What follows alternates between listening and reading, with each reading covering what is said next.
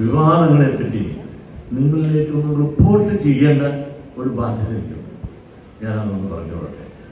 മറ്റൊന്നുമില്ല, നായരെയോ നിങ്ങളൊന്ന് ആലോചിക്കണം. സുകുമാരൻ നായർ അദ്ദേഹം നിഷ്കളങ്കൻ, നിസ്വാർത്ഥൻ, മാന്യനുമാണ്.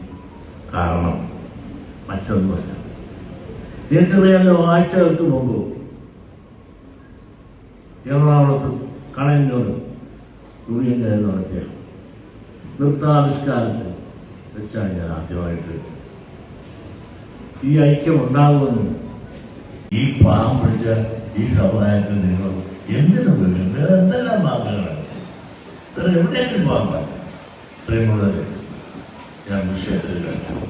കാരണം വിഷയം മാറാൻ ലൈവായിരിക്കുന്ന ഒരു വിഷയം മനസ്സിലാക്കാൻ എത്രയോ വിദേശ പ്രദേശങ്ങളിൽ നിന്നും മറ്റ് സംസ്ഥാനങ്ങളിൽ നിന്നും കണ്ടുപഠിക്കാനൊക്കെ ശ്രമിച്ചിട്ടുണ്ട്.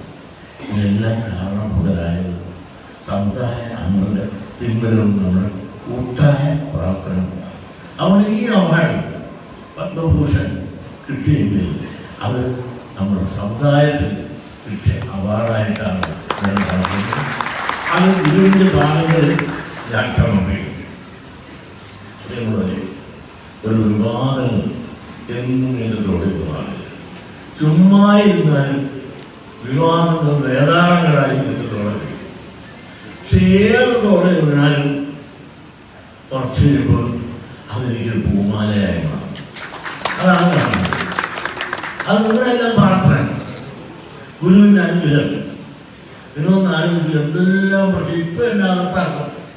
കുറെ എഴുതി ചില ചാനലാണെന്നുണ്ടെങ്കിൽ എന്റെ ചോരയ്ക്ക് കുടിക്കുന്ന ചാനലാണ്. എന്നെ വിളിച്ചത് യൂട്യൂബാണ്. അതേപോലെ എന്നെ വിളിച്ച് അഭ്യർത്ഥിക്കായിരുന്നു. അപ്പോ നമ്മളെല്ലാം ഒരു മുസ്ലിം വിരോധികളാക്കി എടുത്തു നിർത്തിക്കൊണ്ട് ചിലർക്കെല്ലാം രാഷ്ട്രത്തെ ഹൈജാക്ക് ചെയ്യാൻ ശ്രമിക്കുന്ന ശക്തികൾ ഇന്ന് നിലനിൽക്കുന്ന ഈ കാലഘട്ടത്തിനനുസരിച്ചുള്ള ചിന്തകളും ഭാവനകളും പ്രവർത്തിയും നിങ്ങളിൽ നിന്നെല്ലാം ഉണ്ടാകണമെന്ന് അപേക്ഷയോടുകൂടി നിങ്ങൾ നൽകിയ മുസ്ലിമായ സ്നേഹനിർഭമായ ഹൃദയത്തിൽ നിന്ന് നൽകിയ സ്വീകരണങ്ങൾക്കെല്ലാം ഔപചാരിക പേരിൽ ഞാൻ നന്ദി പറയുന്നു. നിങ്ങൾക്ക് ഇതിലുള്ള എല്ലാ നന്മകളും പ്രാർത്ഥിക്കുന്നു. നമസ്കാരം. വിവാദങ്ങളെപ്പറ്റി നിങ്ങളിലേക്കൊന്ന് റിപ്പോർട്ട് ചെയ്യേണ്ട ഒരു ബാധ്യത എനിക്കുണ്ട്.